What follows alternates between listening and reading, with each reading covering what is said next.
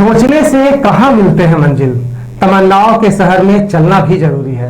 नमस्कार, स्वागत है आपका बीएचयू वर्ल्ड के इस खास एपिसोड टॉपर स्टॉक में, जिनमें आज है हमारे साथ खास मेहमान अंकित कुमार, जिन्होंने 271 मार्क्स लाकर बीए कॉमन एंट्रेंस 2020 में 19 रैंक हासिल किया है। तो सबसे पहले मैं आपसे इनका संक्षिप्त परिचय करा दूं। इनका पूरा नाम है अंकित कुमार सिंह। इनके पिताजी का नाम है स्वर्गीय अशोक सिंह। इनके माताजी का नाम है श्रीमती रेणु देवी और ये मूल रूप से मसरक छपरा बिहार के रहने वाले हैं। तो इस इंटरव्यू में सबसे पहले हम इसे 3 पार्ट में बांटेंगे। फर्स्ट पार्ट में मैं इनसे कुछ बेसिक क्वेश्चन करूंगा जो इनके प्राइमरी एजुकेशन से जुड़ा होगा। सेकंड पार्ट में मैं इनके एग्जाम स्ट्रेटजी के बारे में बात करूंगा कि इन्होंने बीएचयू एग्जाम का प्रिपरेशन किस प्रकार से किया। और थर्ड पार्ट में मैं इनसे पर्सनल क्वेश्चन पूछूंगा जो खास करके कमेंट में इनके जूनियर या बच्चे लोग पूछते हैं कि सर टॉपर से जरूर पूछिएगा। तो सबसे पहले मैं फर्स्ट पार्ट का शुरुआत इनसे करने जा रहा हूँ।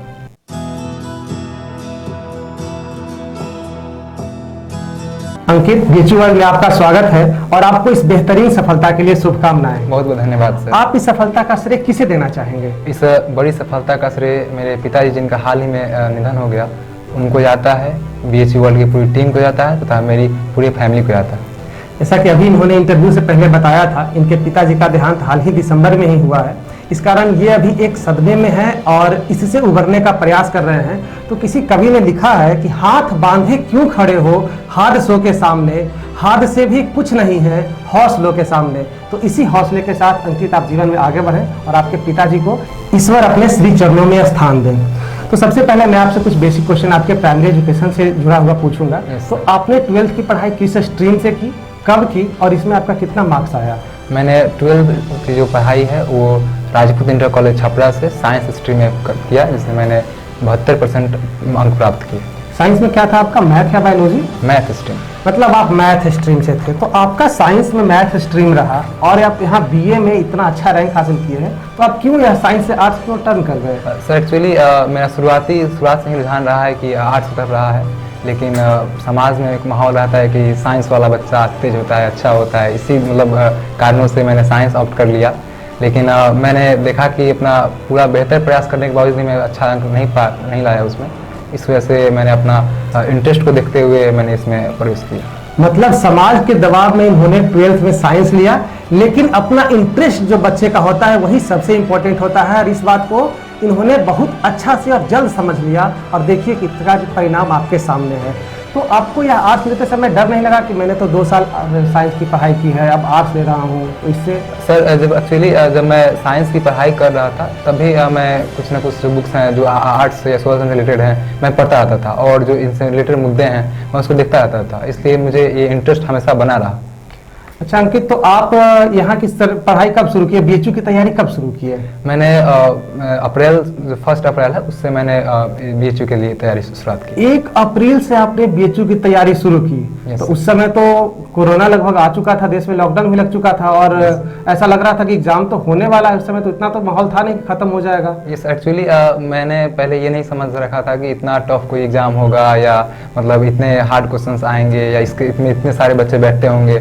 मैंने बस एक ओवरव्यू लिया था कि बस हो जाएगा, मन में रखा हुआ था कि हो जाएगा। अच्छा। तो इसके लिए मैंने आज तक मैंने एयरफोर्स का प्रिपेयर कर रहा था, तो उसके बाद एग्जाम एयरफोर्स का कैंसिल हो गया कोरोना की वजह से, इसलिए उसके बाद मैंने 1 अप्रैल से सिर्फ बीएचयू के लिए डेडिकेटेड पढ़ाई की। अच्छा, तो बीएचयू वर्ल्ड के बारे में आपको कैसे पता चला? मैं जनवरी माह में ही मैंने बीएचयू के बारे में सर्च करा था यूट्यूब पे, तो फर्स्ट वीडियो जो मुझे दिखा वो बीएचयू वर्ल्ड का ही दिखा और कहते हैं कि first impression the last impression, वही इफेक्ट मेरे साथ हुआ और मैंने उसी समय बीएचयू वर्ल्ड को सब्सक्राइब किया और फरवरी माह में मैं जुड़ा बीएचयू वर्ल्ड से।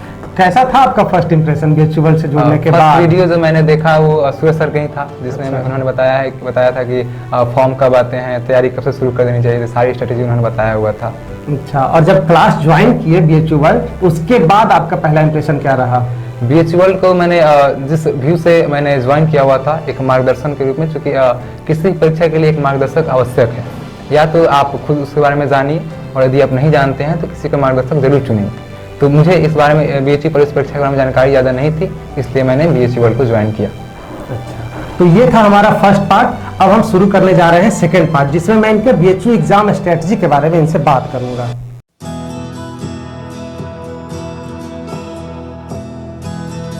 तो सबसे पहले आप बताइए अंकित कि एग्जाम को लेकर आपका स्टडी प्लान क्या था, कि आप कितना देर पढ़ेंगे, इस प्रकार से आपको जो स्टडी प्लान बनाए थे क्या? सर एक्चुअली मैंने लेट पढ़ाई स्टार्ट किया। मुझे इस बात का जानकारी मतलब मुझे आभास था कि मैंने लेट स्टार्ट किया हुआ है, और सूरज सर ने बोला भी था कि यदि जो टाइमली है वो भी कम से कम 10 घंटे जरूर पढ़े।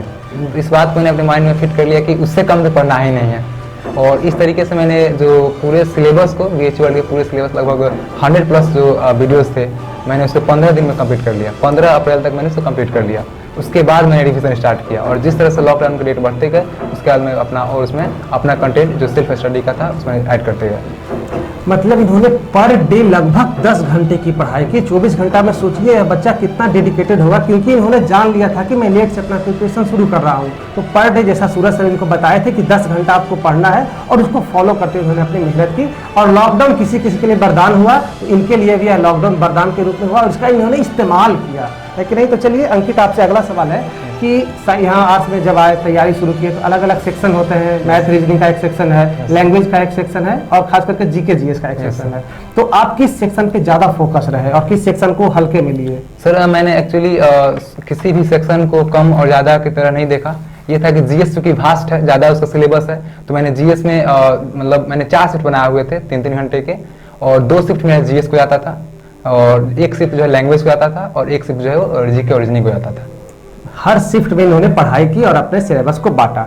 तो आपको क्या लगता है कि BHU वर्ल्ड जो आपको कंटेंट देता है उससे ज़्यादा देने की आवश्यकता है, या फिर उससे कम करने की आवश्यकता है, या फिर जो आपके मन में इसका विचार है कि BHU वर्ल्ड के कंटेंट के बारे में आप क्या कहना चाहते हैं? BHU वर्ल्ड का जो कंटेंट है वो सफलता पाने के लिए काफ़ी है, लेकिन उसमें है कि यदि आप लेट स्टडी करते हैं या कुछ चीज़ें जो है कि नहीं समझ में आ रही हैं, तो या तो आप उसको डबल देखें, या उससे भी नहीं समझ में आती हैं तो यदि आपको संतुष्टि नहीं मिलती है, इससे नहीं हो पाएगा, तो आप खुद से उसमें ऐड करें। या मेरा सलाह यही रहेगा कि लिमिटेड रिसोर्स रखें। लिमिटेड सोर्स रखें।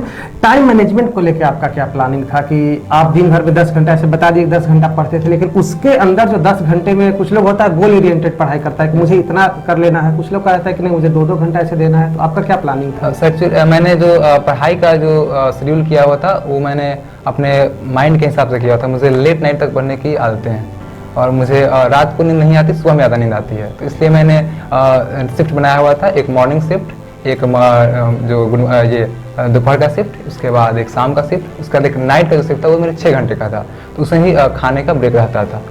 और अपने दिन भर की शेड्यूल को किस प्रकार इन्होंने बांटा, इसके बारे में उन्होंने बताया कि 6 घंटा हमको पढ़ना ही पढ़ना है रात्रि के समय। तो इस प्रकार से देखिए कोई भी टॉपर का स्ट्रेटजी आपके लिए काम आ सकता है। आप जरूरी नहीं कि इन्हीं को फॉलो करें, लेकिन अगर आप इनके तरह सोचते हैं तो इनके प्लानिंग को एक बार जरूर अपना के देखिएगा।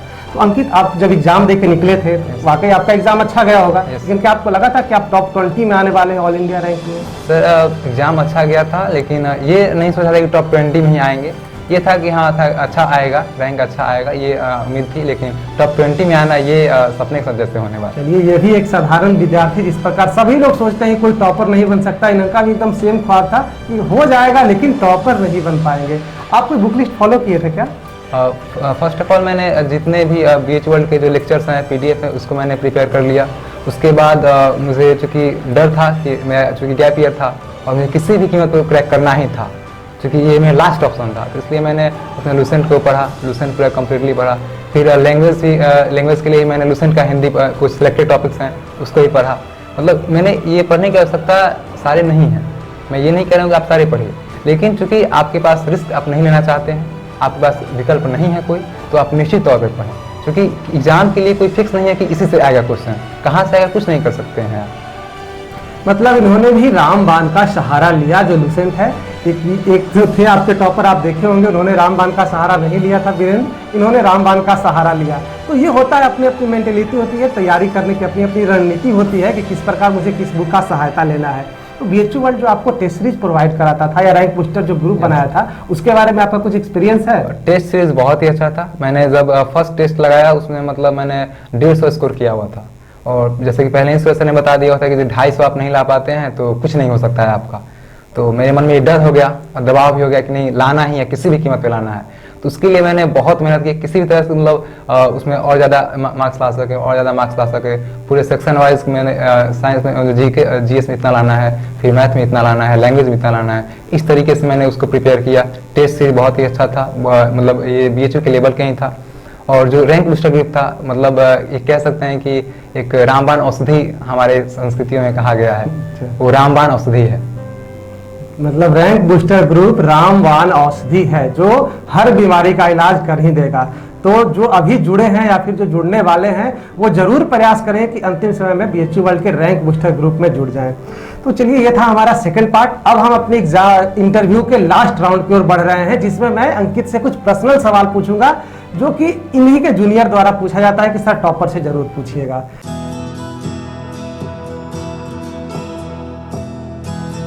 तो अंकित, चलिए आप सबसे पहले ये बताइए कि आप 10-10 घंटा पढ़ते थे, 12 घंटा पढ़ते थे, जो आम विद्यार्थी के लिए पॉसिबल नहीं है या फिर बहुत मेहनत की जरूरत होती है। तो आप जब पढ़ते पढ़ते बोर हो जाते थे तो क्या करते थे? सर मैं पापा जी से बहुत लगाव था मेरा, माँ से तो उतना नहीं रहा, लेकिन पापा जी से बहुत ज़्यादा रहा था। और मैं मतलब दिन में 4 या 5 बार जरूर पापा जी से बात करता था, क्योंकि यदि पढ़ने का मन नहीं कर रहा तो ही बात कर लेता था। तो उन्होंने हमेशा सिखाया कि मेहनत का कोई विकल्प नहीं है और वो कभी वेस्ट नहीं होगा, ये चीज़ था। और चूंकि पहले से ही मैंने साइंस स्ट्रीम से उसी समय से मैंने पढ़ाई लगातार कंटिन्यू किया हुआ था इतना टाइम, तो इसलिए मुझे पढ़ने में ज़्यादा समस्या आई नहीं।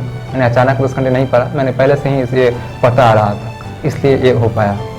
पिताजी से इनका लगाव प्रदर्शित करता है कि कितना प्यार करते थे पिताजी से। और आपको भी अगर किसी भी सहपाठी से, किसी भी सहजन से बात करने की इच्छा हो, जिनसे आप बोरियत फील दूर कर सकते हैं, तो जरूर उनसे बात करें। इनका यही लगाव था।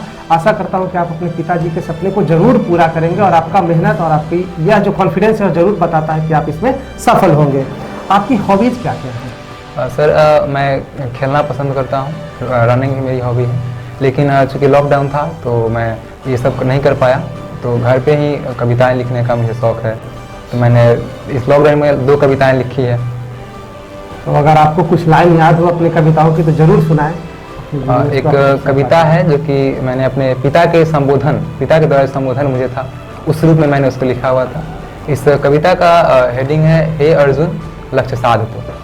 इसकी शुरुआती पंक्तियां हैं, चल रहा पहिया समय की, चल रहा संसार ये, कर रहे ललकार तुम्हें आ युद्ध के मैदान में। हे अर्जुन गांडीव थाम तू, हे अर्जुन लक्ष्य साध। वाह, आत्मविश्वास से लबरेज यह कविता जिन्होंने लिखा है। बहुत शुभकामनाएं आपको कि आप इस क्षेत्र में भी आगे बढ़ें। अब कुछ सवाल आपको BHU वर्ल्ड से रिलेटेड। तो BHU वर्ल्ड से आप जुड़े रहे, यहाँ के टीचर से लगातार संपर्क में है। तो आपके सबसे फेवरेट टीचर कौन है यहाँ? सूरज सर। सूरज सर इनके फेवरेट टीचर है। और सबसे गुस्सैल आपको कौन लगे हैं यहाँ पे? सबसे गुस्सैल टीचर वैभव सर। वैभव सर आपको सबसे गुस्सैल लगे। और सबसे स्मार्ट कौन लगे आपको पूरे BHU वर्ल्ड में? ऋषभ सर। Thank you. और सबसे फनी कौन लगे हैं आपको? सबसे फनी पॉलिटिकल साइंस वाले सर थे, पवन सर। हाँ, पवन सर आपको सबसे फनी लगे। और सबसे अंत में आप कुछ कहना चाहेंगे अपने मन से BHU वर्ल्ड के लिए या फिर किसी के बारे में, अपने जूनियर्स को जो आगे एग्जाम देने वाले हैं? जो भी मेरे जूनियर्स हैं जो BHU की पुलिस परीक्षा की तैयारी करना चाहते हैं, यदि आप चाहते हैं कि सफलता पाएं तो जरूर जुड़ें, क्योंकि यदि आप किसी एग्जाम के बारे में नहीं जानते हैं तो एक मार्गदर्शक के रूप में BHU वर्ल्ड को जरूर स्वीकारें। आप निराश नहीं हों, इतना मैं विश्वास दिलाता हूँ। मतलब निराश नहीं होना है, अपने मेहनत पे भरोसा रखना है, तो आपको सफलता जरूर मिलेगी। अंकित कुमार का यही लाइफलाइन था, यही इनका टाइमलाइन भी था और यह आपके सामने है। तो मिलते हैं नए लेक्चर में, नए एपिसोड में, नए टॉपर के साथ। तब तक के लिए आप इस वीडियो को लाइक करिए, चैनल से अभी तक नहीं जुड़े हैं तो चैनल को सब्सक्राइब करिए, बेल आइकन को जरूर दबाइए, जिससे BHU से जुड़ी कोई भी जानकारी आपके पास सबसे पहले पहुंचे।